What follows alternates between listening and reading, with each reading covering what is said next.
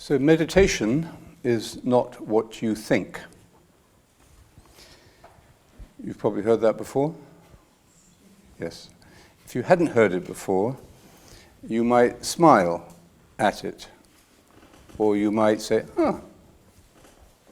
And the reason, perhaps, that you would respond in that way is that the idea expressed in those words gives a momentary insight into meditation. And especially because it is ambiguous. It's an ambiguous statement, like a little pun or joke. Meditation is not what you think. In other words, your opinion about meditation may not be right.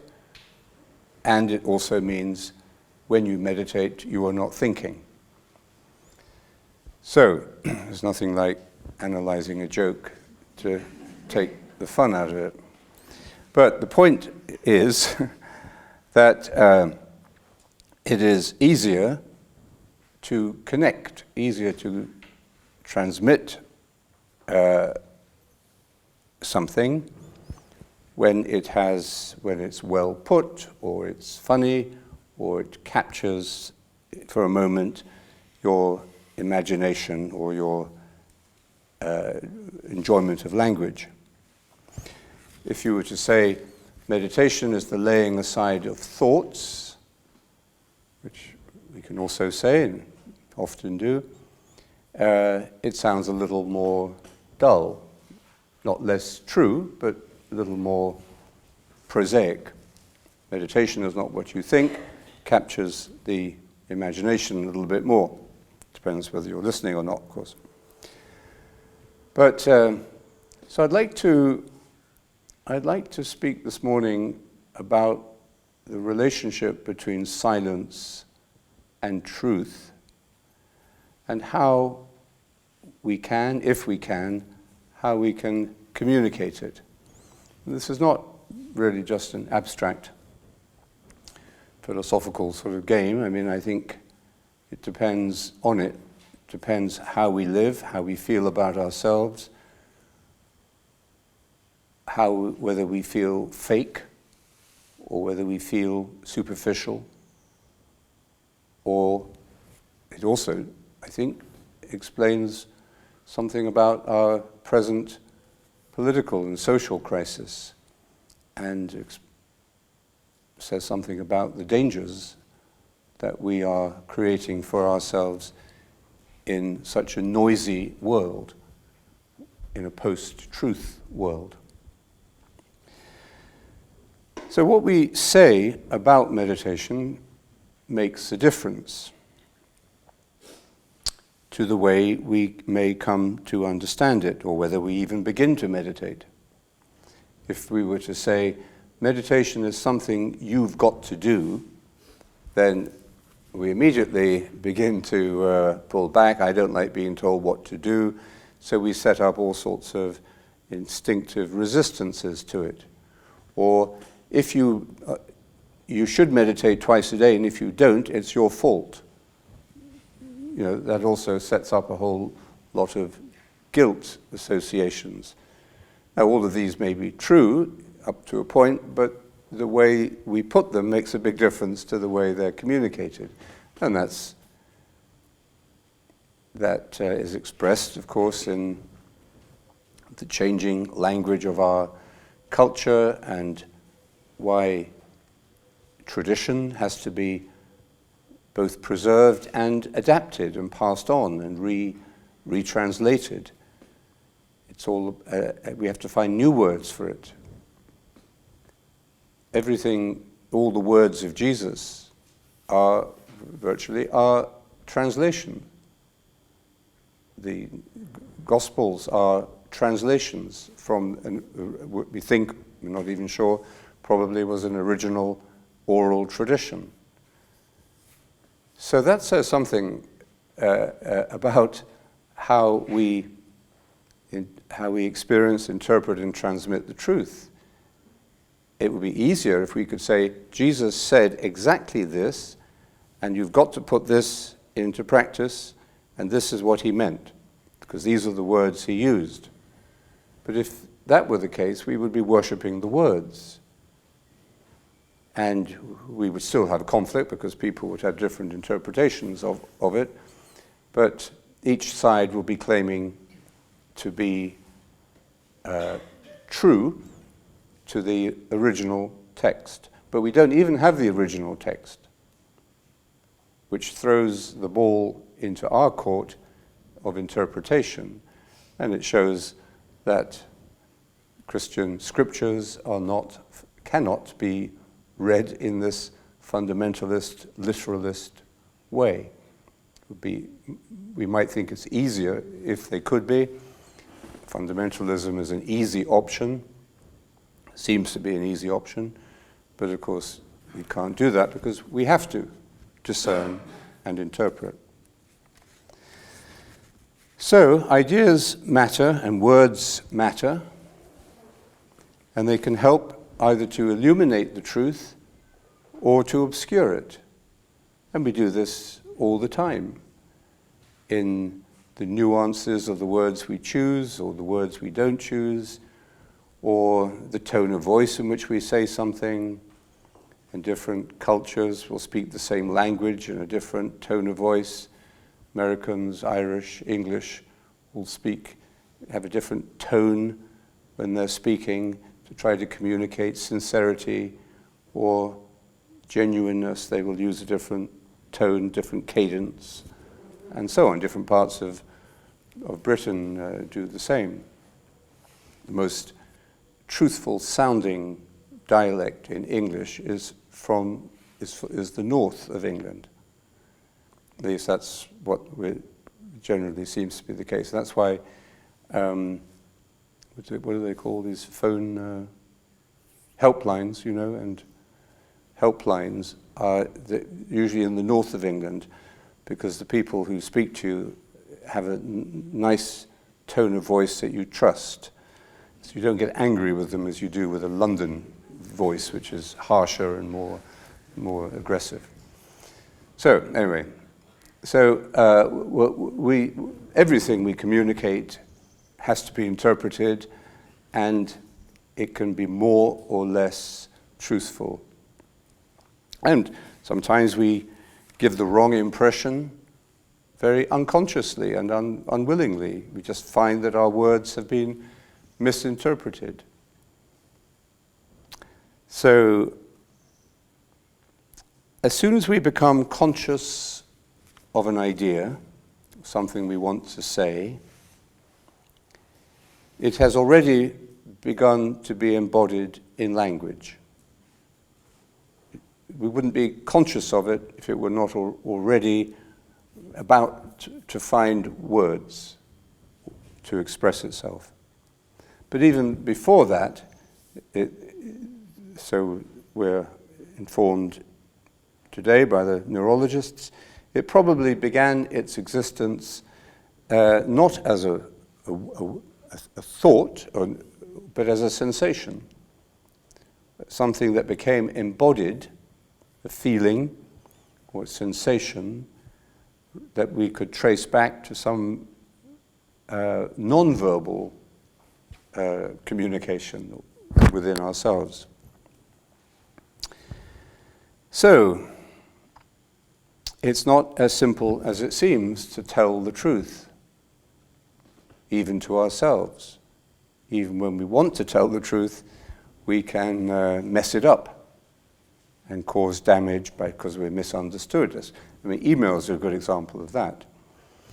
Email should only be used for sending documents or, phone numbers, because as soon as you try to have a proper communication about an idea or opinion or disagreement, emails tend, I find anyway, to make things worse. So we always have to check our thoughts and ideas, and we have to ask ourselves, is this what I really want to say? Is this what I really feel to be the truth? Am I expressing the truth as well as I can? How right or true are these thoughts?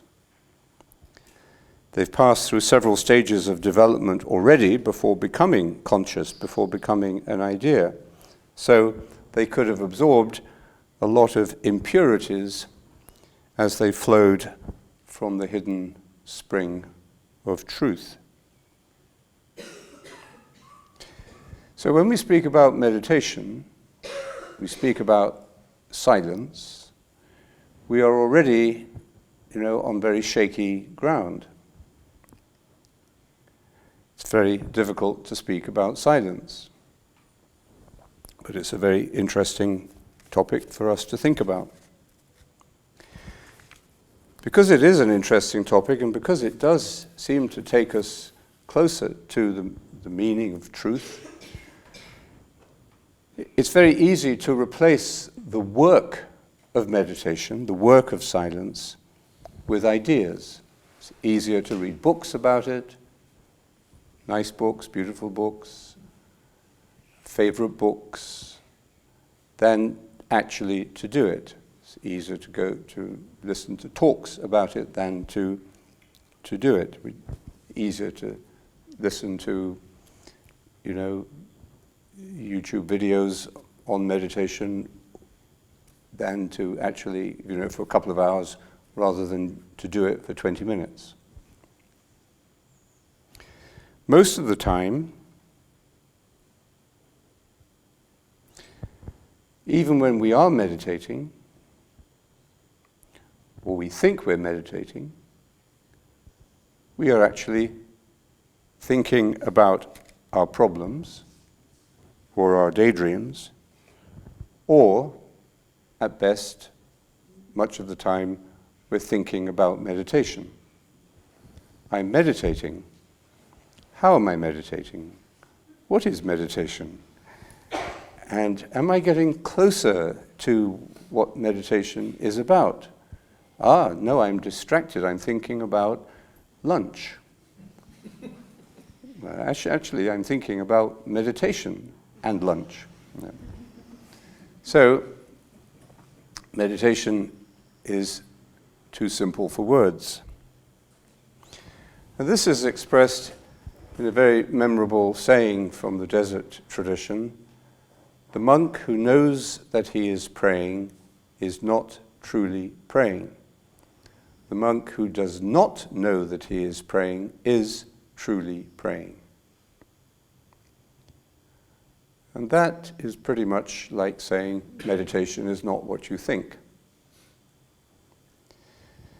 And of course, whereas meditation is not what you think is a little easier to swallow because it's ambiguous and it's witty, the saying of the desert teacher, if you know that you're praying, you're not praying, and it's only if you don't know that you're praying that you are praying, that's a little more serious and a little more challenging.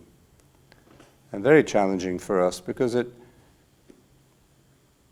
communicates to us, as far as words can, something of the absoluteness of silence.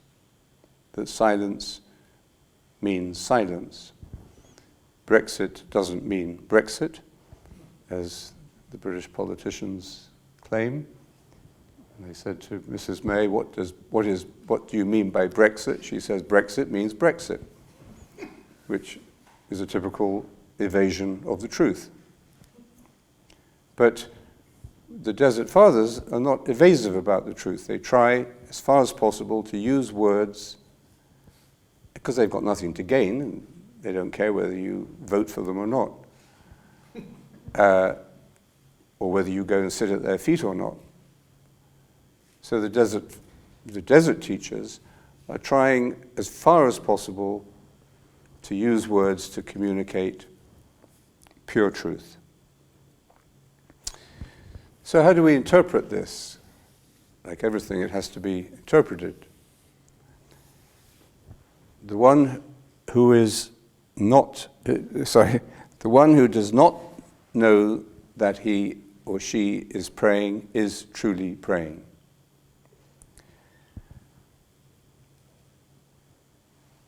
We can't imagine we can't really analyze what that would be like. We can only discover what it's like, and we can discover it. But because we think it cannot be described, and it cannot be described, therefore we think, oh, it must be very difficult. I can't do it. It's like you want to go to, you always wanted to go to Tuscany, and you've read a lot about Tuscany, and you've dreamed a lot about it, and met a lot of people who went there, but you never went there yourself. And for one reason or another, you never got there. So the more you think about it, the more you dream about it, the more you talk about it with people, the more it will seem impossible that you could ever go there. So then people do go there, and they say, wow, this is Tuscany. So what? No, they say, wow, this is Tuscany. Now I'm here. So it's the same with meditation. The more we talk about it, think about it, the more in its pure, simple, absolutely simple sense, as is described in that saying, the more impossible it seems that we'll ever get there. I couldn't do it. I don't know what it means. I can't imagine it. Therefore, it's not for me.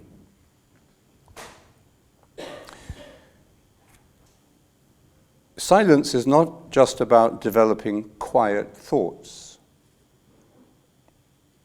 Silence is about leaving thoughts behind. The desert teachers used to say, again, very memorably, prayer, by prayer they always meant this prayer of the heart, this experience of contemplation. Prayer is the laying aside of thoughts. Thoughts. All thoughts. It's not replacing bad thoughts with good thoughts, or bad thoughts with pious thoughts. It's laying aside thoughts. And this is virtually impossible to describe, even though it can be fun to try to describe it. In the great work, you find it in the Philokalia,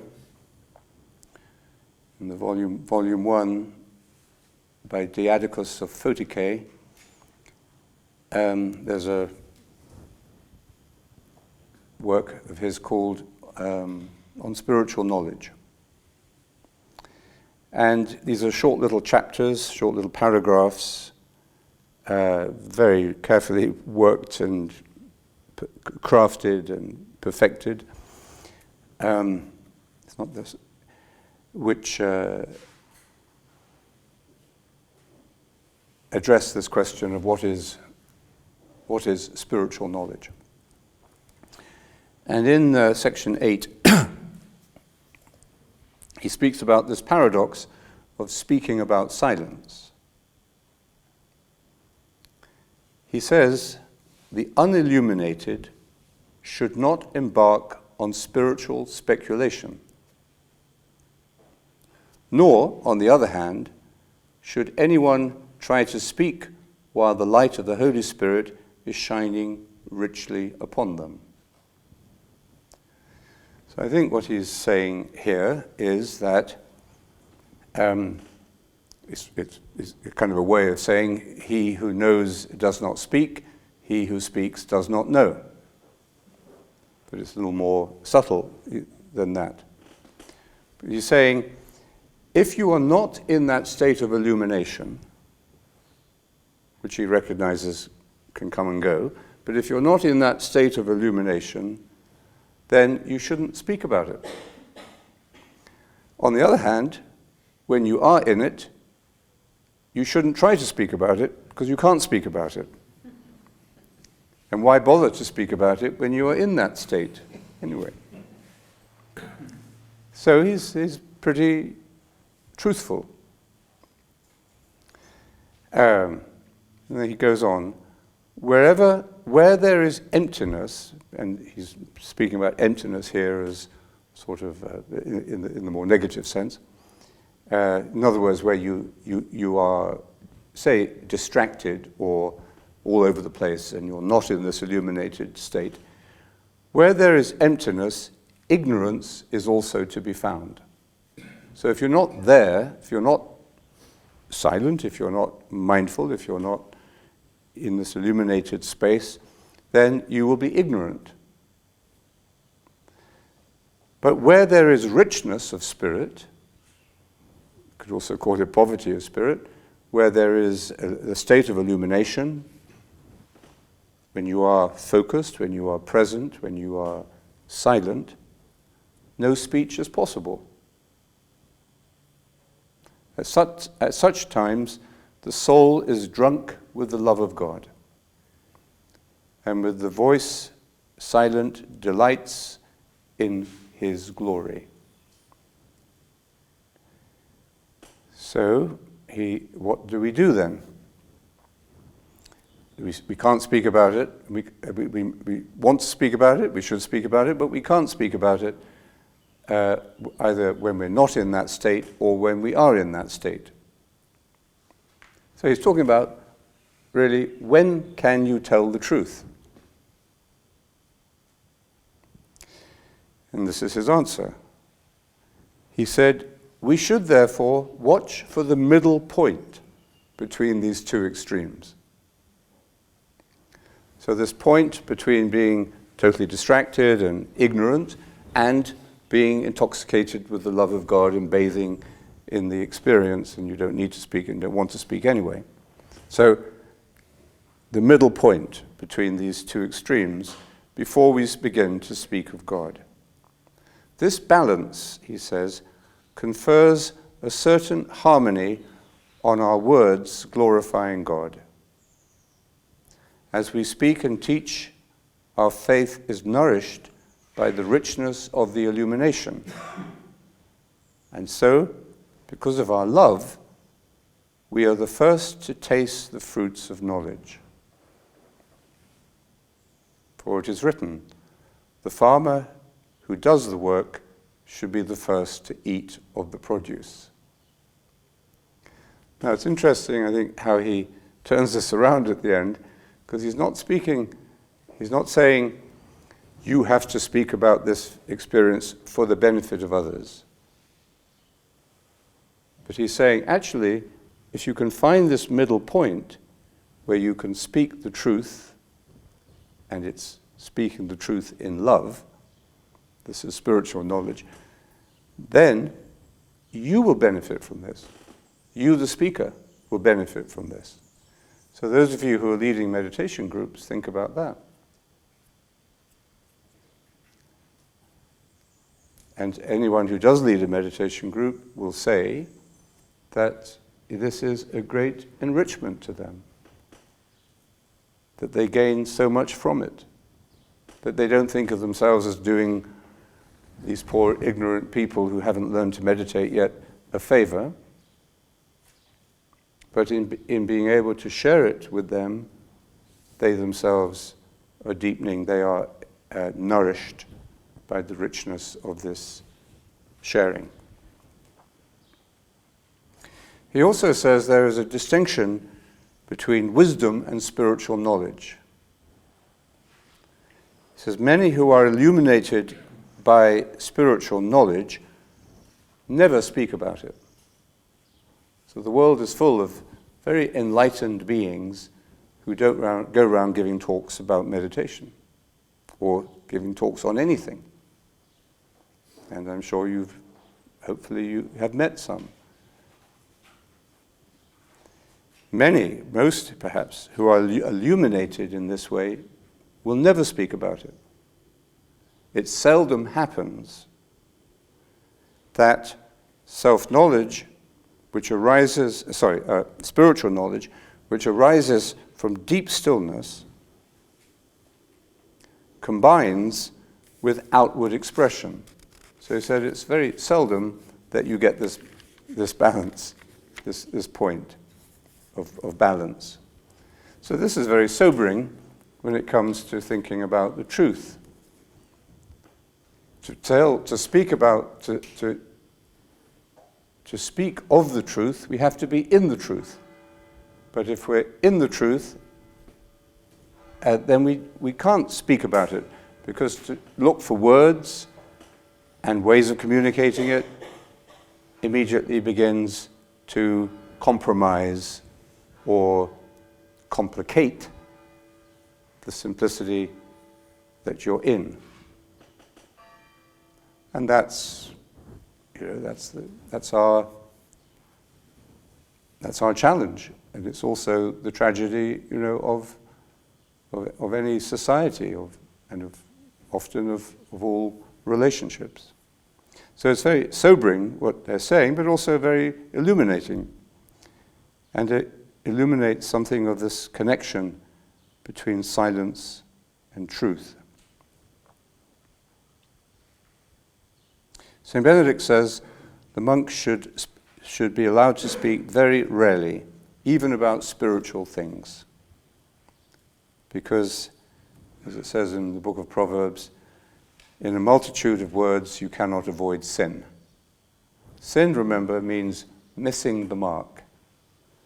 It's not breaking a rule. It's not communicating, not hitting the mark, not getting it right. In many words, we will inevitably say something off. And I think, the longer you talk, the more you realize that you're drifting from the target, which is why we will now go for a walk. Okay.